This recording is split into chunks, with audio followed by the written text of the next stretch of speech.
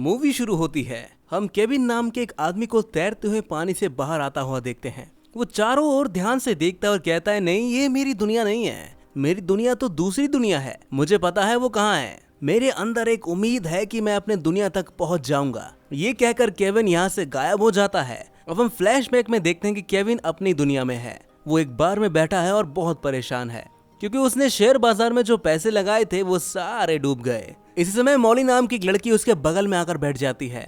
वो केविन से बात करना चाहती है। वो कहती है, क्या हुआ है तुम्हें, तुम दुखी लग रहे हो। केविन जवाब देता है, हाँ मैं थोड़ा परेशान हूँ, इसलिए प्लीज यहाँ से उठ कर चली जाओ। मैं मॉली कहती कि नहीं, मैं तुम्हारे बगल में ही बैठूंगी क्योंकि मुझे दुखी लोग बहुत पसंद है, और वैसे भी मैं तुम्हारे लिए नहीं आई हूँ, मैं अपने दोस्तों के साथ शर्त लगाकर आई हूँ कि मैं तुम्हारा मूड अच्छा करके आऊंगी। केविन अब उसे अपने बगल में बैठने देता है, भले ही वो नहीं चाहता हो। अब उसे मॉली की कंपनी भी पसंद आने लगी थी। बातचीत करते करते वो एक अच्छे दोस्त बन जाते हैं और कुछ समय बाद वो शादी भी कर लेते हैं। समय बीतता जाता है और ये दोनों एक दूसरे के साथ बेहद खुश थे। उन्हें पता नहीं है कि उनकी ये खुशी ज्यादा दिनों तक टिकने नहीं वाली। एक दिन ऑफिस से घर लौटते वक्त केविन की गाड़ी एक ट्रक से टकरा जाती है और बुरी तरह एक्सीडेंट हो जाता है उसका। जब वो होश में आया तो वो एक खाली सड़क पर होता है, बिल्कुल अकेला। इधर उधर देखने पर उसे एक बूढ़ा आदमी दिखता है। केविन उससे पूछता है, मेरा एक्सीडेंट हुआ था, मेरी गाड़ी कहाँ है, मुझे मेरा फोन चाहिए, मैं अपनी वाइफ को कॉल करना चाहता हूँ। लेकिन वो बूढ़ा आदमी कहता है कि तुम ऐसा नहीं कर सकते भाई, क्योंकि तुम एक दूसरी दुनिया में हो, मैं तुम्हें यहाँ पर लाया हूँ। वो बूढ़ा आदमी खुद को बेनिफैक्टर बताता है और कहता है कि मेरा काम लोगों को एक दुनिया से दूसरी दुनिया में लाना है। केविन को ये बात बिल्कुल पसंद नहीं आती। वो कहता है, मजाक करना बंद कर बूढ़े, मुझे अपनी दुनिया में वापस जाना है।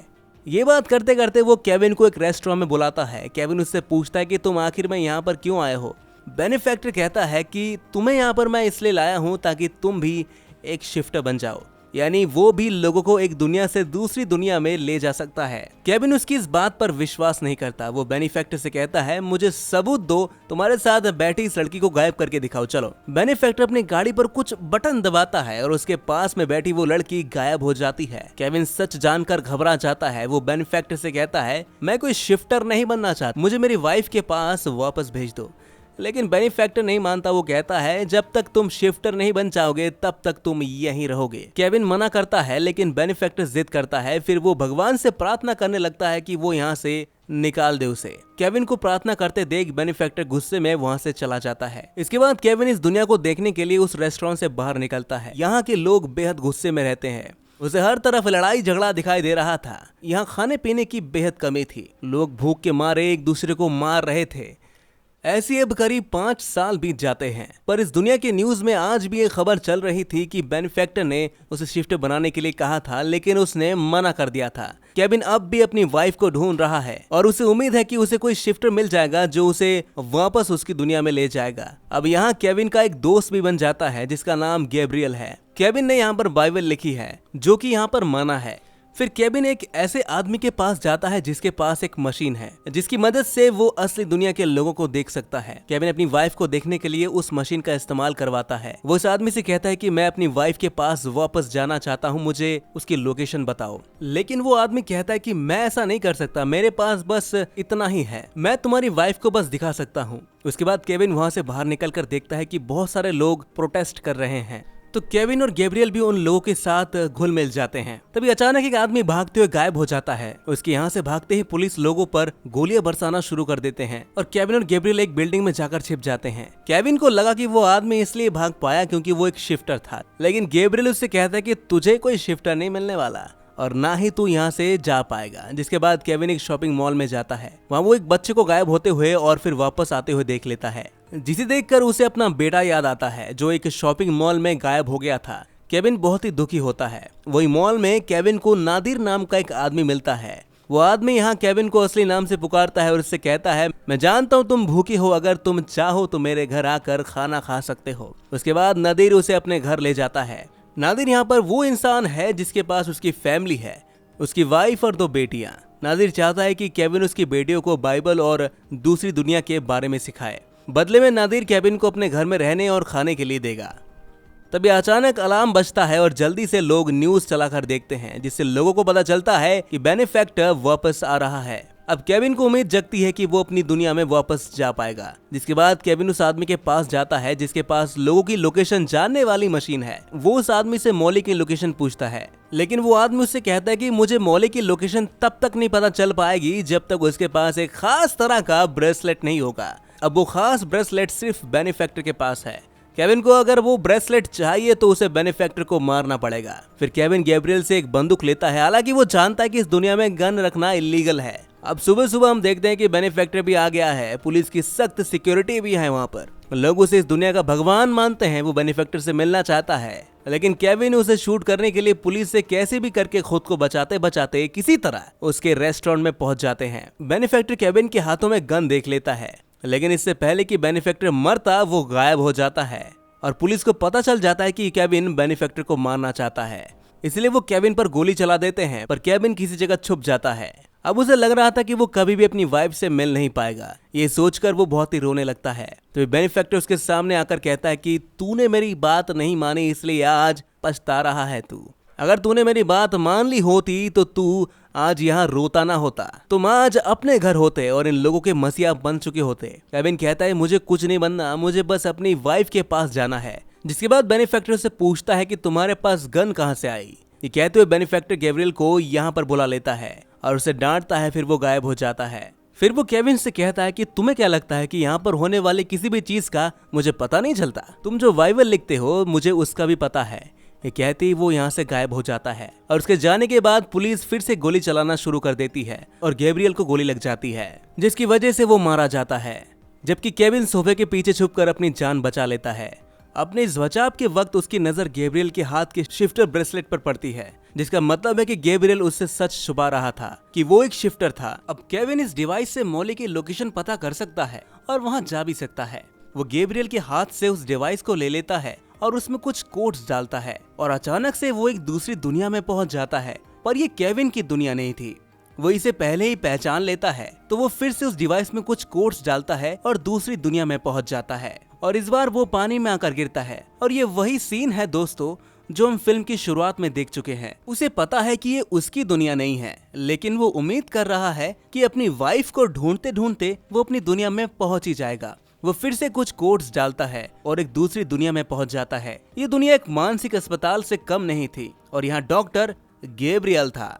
उसे यहाँ गैब्रियल के कई रूप दिखते हैं जो उसका पीछा करते हैं। वो उनसे बचने की कोशिश करके दूसरी तरफ चला जाता है। वहाँ उसे एक रोती हुई लड़की दिखती है। उसने पहले भी कहीं इसे देखा है। वो लड़की उसे रोते हुए बताती है कि तुम्हारी वजह से मेरी जिंदगी बर्बाद हो गई है। याद है तुमने ही बेनिफैक्टर से कहा था कि मुझे गायब कर दो, उसने मुझे यहाँ भेज दिया और मैं आज तक यहीं हूँ। केविन को उसकी बात सुनकर थोड़ा बुरा लगता है। वो टीना से माफी मांगता है। वो बात कर ही रहे होते हैं कि तभी गैब्रियल के वेरिएंट्स आ जाते हैं और केविन पर गोली चलाना शुरू कर देते हैं। इससे पहले कि केविन मर जाता वो दोबारा अपनी डिवाइस पे कुछ कोड्स डालकर एक दूसरी दुनिया में पहुंच जाता है। इस दुनिया में केविन अपने एक दूसरे रूप को देखता है जो गुस्से में है। वो केविन से पूछता है कि तुम कौन हो और यहाँ कैसे आए। केविन कुछ समझ नहीं पा रहा था। वो उससे माफी मांगता है। इसी दौरान दूसरा आदमी केविन के हाथ में वो डिवाइस देख लेता है, जिसे देखकर वो केविन से कहता है कि ये डिवाइस तुझे कहाँ से मिली, ये मुझे दे दे, इसके बदले में तुम मुझसे जो चाहता है मैं वो दूंगा तेरे को। लेकिन केविन उसे ये डिवाइस देने से साफ मना कर देता है क्योंकि उसे हर हाल में अपनी वाइफ के पास जाना है।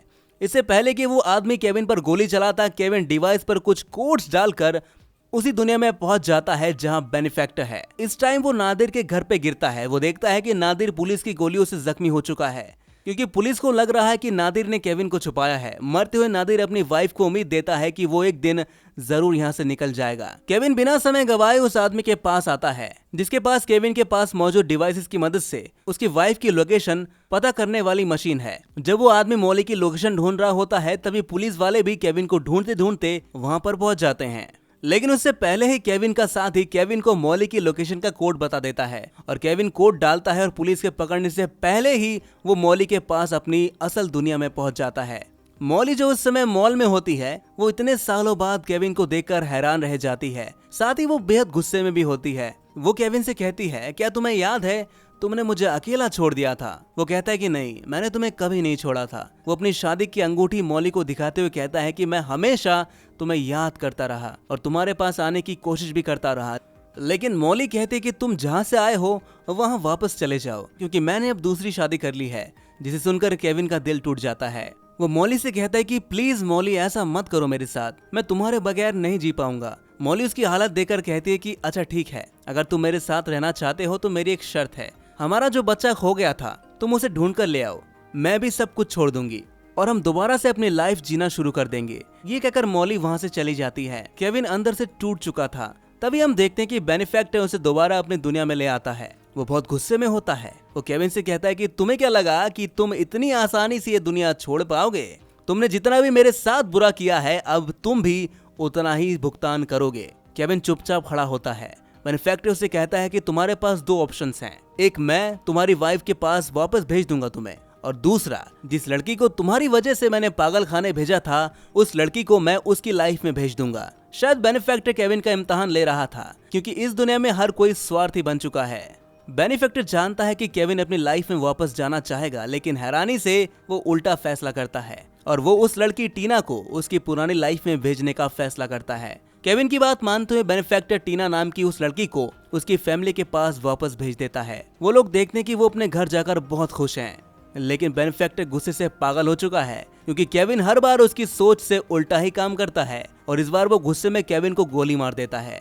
केविन की आंख एक बार के सामने खुलती है। वो अंदर आता है और वहाँ वो मॉली को उदास बैठा हुआ देखता है। केविन मॉली के पास जाता है और उससे पूछता है तुम उदास लग रही हो, क्या हुआ? केविन की तरफ देखते हुए मॉली कहती है कि 18 घंटे की शिफ्ट करती हूँ मैं, अभी घर भी जाना है, मैं थक चुकी हूँ। अब ये लोग बातें कर ही रहे होते हैं कि तभी अचानक मॉली को उसकी बेटी का कॉल आता है और ऐसे केविन को पता चलता है कि इस दुनिया में मॉली शादीशुदा है। उसके फोन कट करते ही वो मॉली से पूछता है क्या तुम मैरिड हो? मॉली कहती है हाँ, पर मैं अपने हस्बैंड के साथ नहीं रहती हूँ। ये सुनकर तो उसकी खुशी का ठिकाना नहीं रहता। धीरे धीरे उनकी दोस्ती गहरी होती गई और फिर कुछ महीनों बाद दोनों शादी भी कर लेते हैं, जिसके बाद केविन और मॉली फिर से एक खुशहाल जिंदगी जीने लगते हैं। मूवी के एंड में केविन कहता है मुझे पता है कि ये मेरी दुनिया नहीं है, लेकिन मैं इस दुनिया में एडजस्ट कर लूंगा, क्योंकि यहाँ मेरे साथ मेरी वाइफ मॉली है। और इसी के साथ ये मूवी यहीं पर खत्म हो जाती है। तो दोस्तों कैसी लगी आपको ये कहानी कमेंट में जरूर बताइएगा, और ऐसी मूवी एक्सप्लेनेशन देखने के लिए द एक्सप्लेन्ड स्क्रीन को सब्सक्राइब जरूर कर लीजिएगा।